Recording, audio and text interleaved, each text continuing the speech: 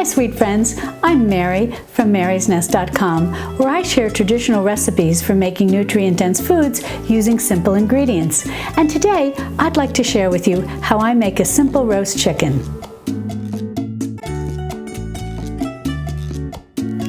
The first thing that I'm going to do is go over some of your options that you'll find when you're out shopping for chickens. But before I do that, if you're new to my channel, I'd like to say welcome. And if you're interested in learning about how to cook traditional, nutrient-dense foods with simple ingredients that you can find at your local grocery store, I hope you'll subscribe to my channel and be sure to click on the bell that will give you a notification every time I upload a new video, which is usually weekly. The first thing I want to discuss is what type of chicken to roast. Now, at the supermarket, you have a variety of chickens that you can pick. What I did was I took one that was in a medium price range. This was $1.07 a pound, and it's 5 pounds, 0.31 ounces, and it came up to be $5.68. So it's very affordable. It's no added hormones, 100% natural, no artificial ingredients, no preservatives. The reason I picked this chicken was they did have one that was less expensive, 95 cents a pound, and of course they had others that were more expensive, organic and so on and so forth. But the one that was 95 cents a pound had some wording on it that said something to the effect that it had 12% water and salt and other ingredients. So I felt this was slightly purer. This chicken I bought at Costco. This came in a 2-pack, and for the 2-pack I think it was around $21 or $22. I don't remember exactly, but this chicken is 5 pounds, 0.75 ounces, so close in size, and this was $1.99 a pound, as opposed to $1.07 a pound for this chicken. This one is organic.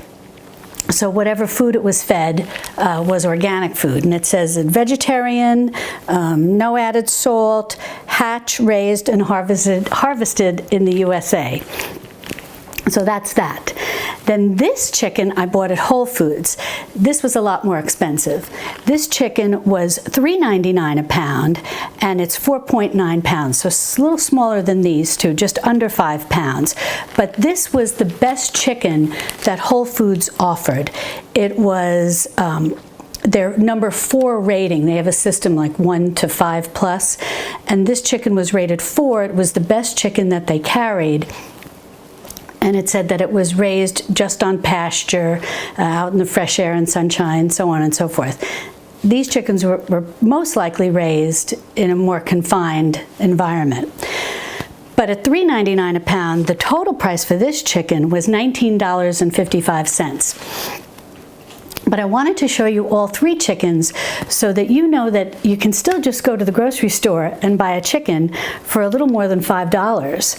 And it's well worth it, and it's a good value and better than stopping at a fast food restaurant. So this one I would rate as good, this one I would rate as better, and this I would rate as the best choice. So what I'm going to do today is I'm going to put these 2 in the fridge. I'll cook them later, and I'm going to cook the one that I consider just to be the better chicken. Now, before we put the chicken into the oven, we have to decide on what type of pan we want to use. You have a lot of options. This is a roasting pan that I've had for years, and it comes with sort of a bent, if you can see it, bent rack that the chicken fits right into beautifully. And this is a wonderful way to roast a chicken, and this is how I like to roast a chicken on Sunday. And the reason is, this can be a little more difficult to clean than the other options. And so I tend to just roast the chicken in here on a Sunday. But if you don't have a roasting pan like this, you don't need to worry, because you have a lot of options available to you. The other way you can roast a chicken is simply in a cast iron pan. These are very affordable, they're easy to care for, and they provide a wonderful vessel for roasting up a chicken. All you have to do is put your chicken right in here. You can put it right into the pan, or if you want, you can make a little vegetable rack out of carrots, celery, something like that, and put the chicken on top of that. But I rarely do that. I usually just put it right into the cast iron pan, and it roasts beautifully. And this is so easy to clean up. This is wonderful for a weeknight roast chicken.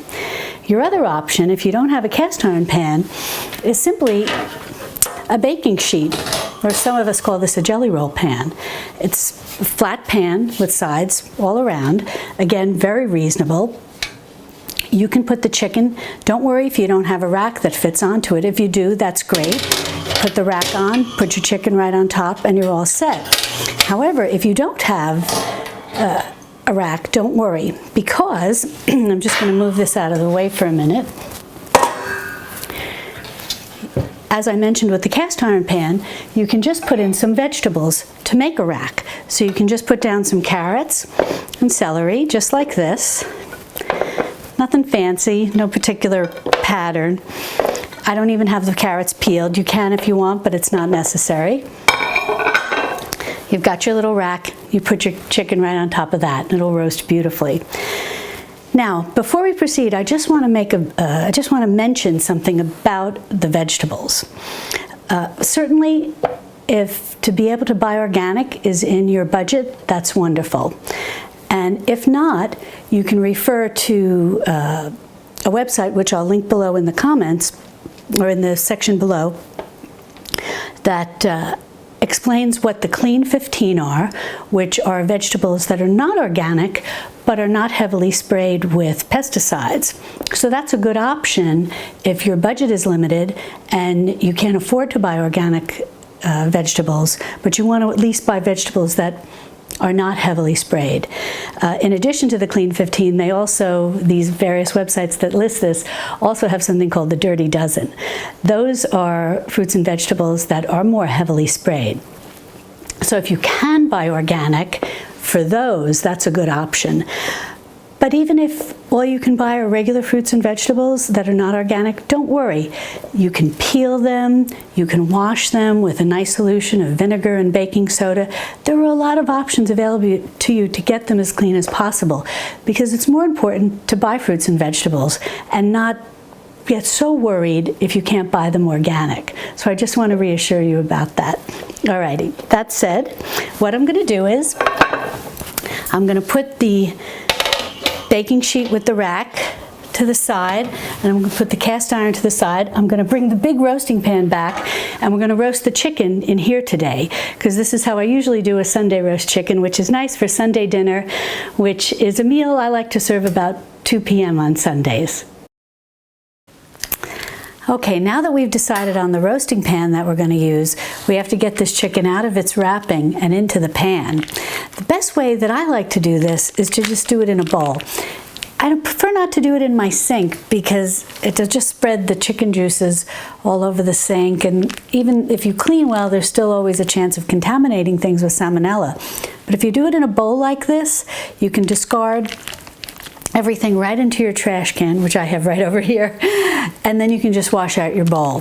Alrighty, so these are my kitchen shears. I'm just going to cut this bag right open.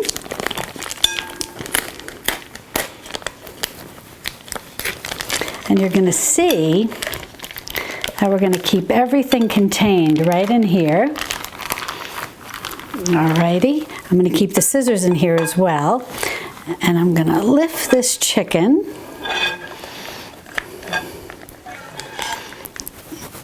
Get all those drippings out, and I'm going to get this under my hand here. Okay, here we go. 1, 2, 3. Alrighty, now I'm going to discard this into my trash can, and I'm going to rinse this bowl out, wash my hands real well, wash the bowl real well, and I'll be right back. Now, once you've got the chicken in the roasting pan, you can be as simple as just salt and pepper and get ready to roast it, and you're all set. But what I like to do is baste it with some butter, then sprinkle on my salt. I have about a tablespoon of coarse salt here, coarse sea salt, about a teaspoon of freshly ground black pepper. I've got about 1/4 teaspoon red pepper flakes, and a tablespoon of herbes de Provence. Now don't worry, you don't need to have these extra 2. I just like to add a little bit of spice, and I also like the herbes de Provence. I like the way it makes the chicken skin look and taste. But again, you can just use salt and pepper. Alrighty, now let's prepare the chicken to get the little basting of butter. First of all, what I like to do put the wings under here. Give me a little struggle. Okay. And then that serves a little bit like trussing it without having to actually go through tying it all up perfectly. And it's easy to do. Now this chicken, something I didn't mention before, has no giblets in it. It comes completely empty, so you don't have to worry about that. But if you do buy a chicken with giblets, make sure you take them out. My Aunt Grace always told a very funny story about when she was first married. She very much wanted to impress her new husband and all their friends and roast a turkey for Thanksgiving. Well, she cooked the turkey, brought it to the table, and when my Uncle George went to cut the turkey, he had to pull out the big bag filled with the giblets. She was mortified, but everyone had a good laugh about it. But anyway, so you want to check and make sure there's no giblets or a bag of giblets inside. If there is, just set them aside. Don't throw them out. They're going to come in handy when we talk about making bone broth. Alrighty, now I'm going to wash my hands again, and I'm going to get some chicken twine, and I'm going to tie up these legs. Alrighty, well, I've got my chicken twine, or just twine, and I'm going to take a little bit of this. I'm going to cut this off, put that to the side. Now, at this point, if you want, you can put some salt and pepper inside the chicken, along with some red pepper flakes, some herbes de Provence, whatever you want to do. You can also put some other aromatics in there. You could put lemons and limes, oranges, onions, whatever you want. But we're going to keep this very simple, especially since this is really something that I wanted to show for beginners. So all I'm going to do is, before I tie up the legs, I'm going to take a little bit of the salt. I'm going to put that in the cavity. And I'm going to take a little bit of the pepper. And I'm going to put that in the cavity. And then I'm just going to move it all around like that. Give some flavoring in there. And then I'm going to tuck this in nicely. I'm going to get this string, and all I'm going to do is just put the string under the legs and then just pull them together like that, and then just make a little bow. Perfect. That's all you have to do. That'll hold the chicken legs together. Next, now I'm not going to wash my hands again because I'm going to be touching the chicken a lot, and then I'll go and wash them. This is the pastry brush. This is my melted butter. I'm going to take the melted butter, and again, you don't have to do this step if you don't want. At this point, you could just put the salt and pepper and put it in the oven and you're good to go. But I really like this step.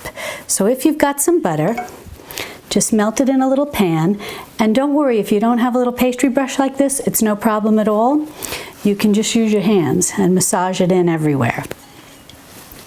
So I'm just going to continue painting this with the butter, and then we're going to put all the herbs and salt and pepper on it and get ready to get it into the oven.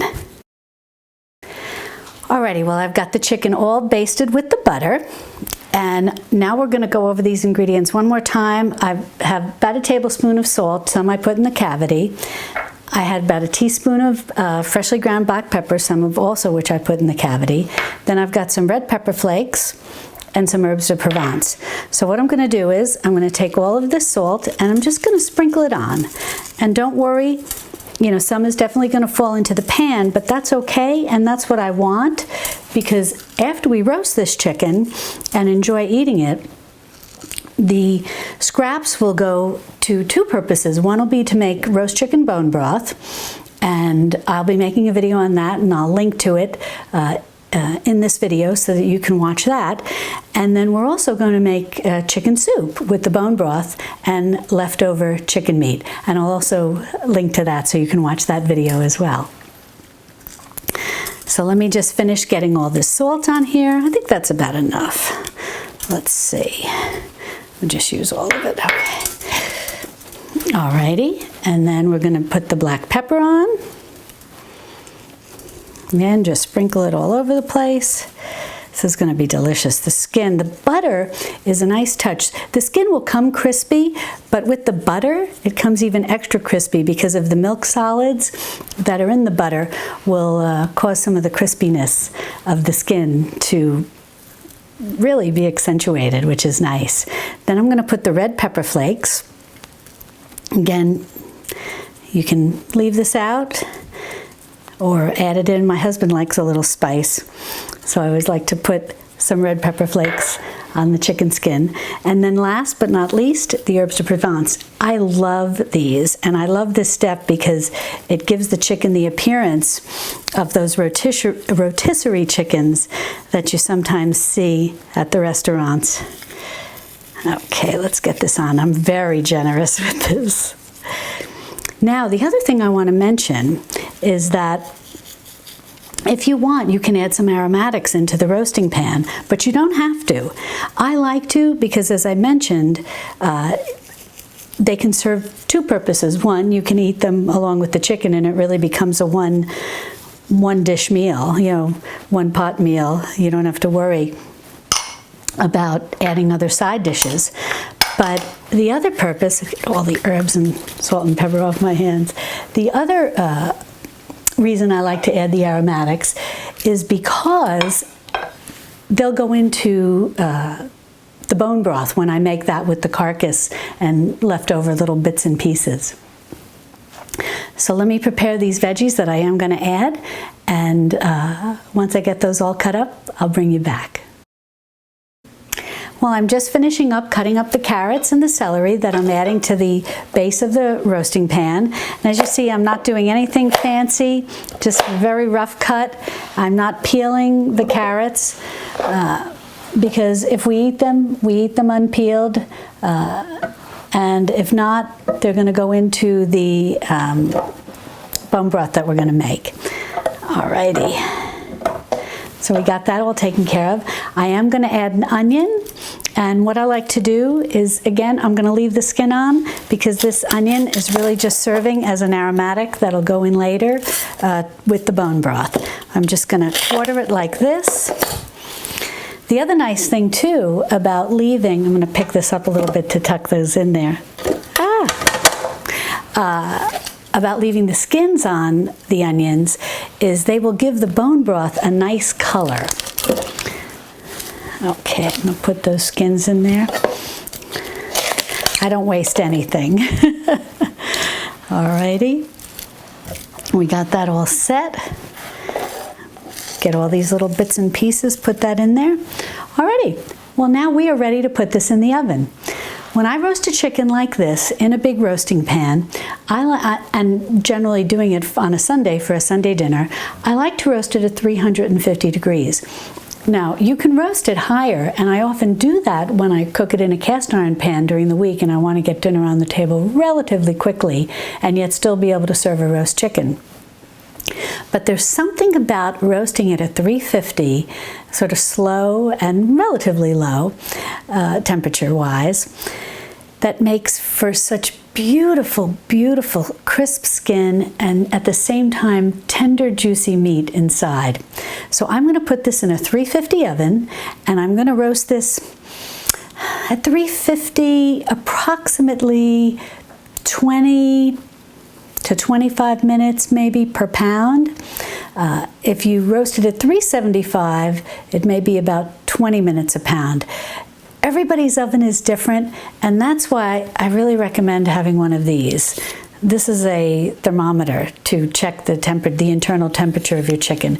They're relatively inexpensive, and you can easily find this at your grocery store. And I'd really recommend investing in one of these because, again, everybody's oven is different.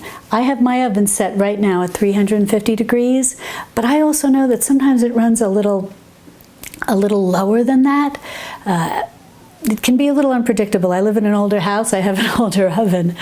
And so sometimes it can be a good idea too, if you have one of those little hanging thermometers, that you'll also see at the grocery store, to put that in your oven and set it for, say, 350, and then see what temperature registers on the little thermometer that you put into your oven, and see if it's 350. It may be 325, maybe 375. Then it gives you an idea of, does your oven run a little cold? Does it run a little warm? You know, you just get to know your oven. So I can't give you exact time on how long this is going to take, because as I said, your oven may run a little differently than mine. But as it starts to brown and it's been in the recommended time, maybe 20-25 minutes per pound, maybe a half an hour before you think it might be ready, might be a good time to check the internal temperature. And the internal temperature that you're looking for is 185 degrees. And you'll want to take this and you'll want to put it in the thigh area, away from the bone, and you'll be able to tell, because if you hit the bone, you'll know you've gone into the wrong place. But you just want to go right about here, sort of between where the, imagine this is the leg bone is in here, and then the thigh bone will be about here. So maybe like right in the middle. Put it in there and see what it registers. Once it registers 185 degrees, it's done and you can bring it out of the oven. Well, I've got my chicken all set here in the roasting pan. I've got my oven heated now to 350 degrees, so I'm going to be ready to put this in. I just like to add a little bit of water into the roasting pan, just to help keep things moist and keep the vegetables from burning. At 350, I really don't need to worry about the skin browning too quickly. During the week, if I put a roast chicken in a cast iron pan and I crank up the heat to like 425 and roast it quickly like that, so that it can be ready in 45 to maybe 60 minutes, I have to watch it and make sure, halfway through I'll check it and make sure that the skin isn't browning too quickly. If it is, I just put a little aluminum foil tent on top, and that works great at allowing the chicken to continue to cook, but preventing the top of the skin from burning, the top of the chicken skin from burning.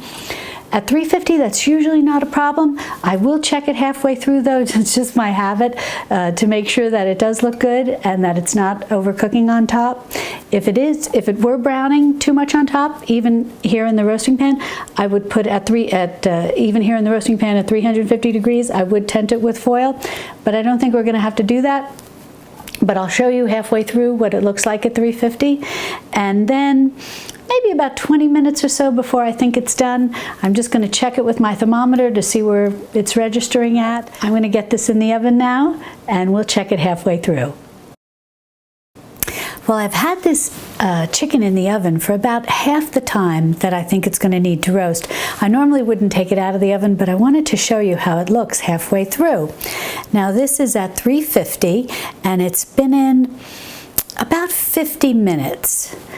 And as you can see, it's starting to color just a bit, but nothing significant. I've not needed at all to worry about tenting it with aluminum foil, and it's coming along nicely. So I'm going to go ahead and put this back in the oven, and when it's all done, I'll bring it out onto the counter and show you how it looks. Well, I just took the chicken out of the oven and it looks fabulous. If you remember from the 3 chickens that we started with, the good, better, best, this was the better, the one in the middle. It's 5 pounds, 0.75, so almost 6 pounds. And it took, at 350, about 25 minutes a pound, and it's all done. I checked it with the thermometer, and it's 185 degrees inside with the internal temperature, so it's perfect. Now, as I said, it's worth making that investment in into one of those thermometers to check the internal temperature of your chicken, because it's very helpful and they're very reasonable. But if you're roasting a chicken and you don't have one, there are some ways that you can check to make sure that it is done. First of all, I've got the pot holders here because I just took this out of the oven and it is hot. You want to make sure that when you tilt the chicken, and I've done that, and you can see that the juices run clear. You don't see any blood, and it just looks lovely. Then cut the cut the string that we tied the legs together with, and move the leg. If the leg moves fairly easily, there's a good chance that it's done. So if the juices run clear, if you kept the chicken in the oven for the time required, somewhere between 20 and 30 minutes per pound, and you shake the leg and the leg moves fairly easily and the juices run clear, most likely it's going to be done. And worst case scenario, if you cut it open and it's not done, you can just stick it back in the oven. Nobody's going to know. In any event, we're all set. So now I'm going to take 2 forks and I'm just going to transfer this to a serving platter. Let's loosen this up a bit. And once I get this to the serving platter, I'm going to just let it rest a few minutes. Perfect. I'm going to let that rest a few minutes and then we'll come back and slice it and take a taste. Well, I've got the chicken on the platter, and now I'm just going to slice a little bit of the breast meat off and give it a taste, and we'll see how it is. I'm not a master carver by any stretch of the imagination, but I will just take a little piece like this. Oh, that skin looks delicious.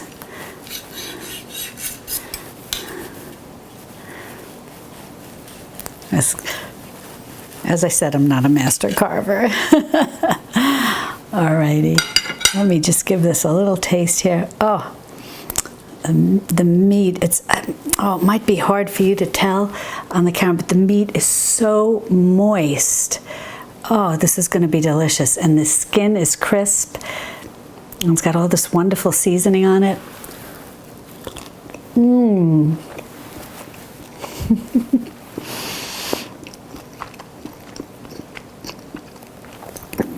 I don't know if you could hear that.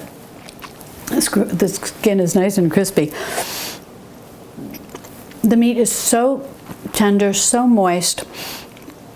The flavoring of the salt and the pepper and a little bit of the red pepper and the herbs de Provence, it's just perfect. I think this is going to make a wonderful, wonderful Sunday dinner. I think my husband and I are going to enjoy this right now. Well, I just want to say a word about what's left behind in the roasting pan. As you remember, I put a couple of carrots, some celery, and an onion in here, and that, along with the drippings from the roast chicken, is going to go into a container that I'm going to put into the freezer. And I'm going to save that for when I make roast chicken bone broth. And I'll link to that video so that you can see how I do that bone broth.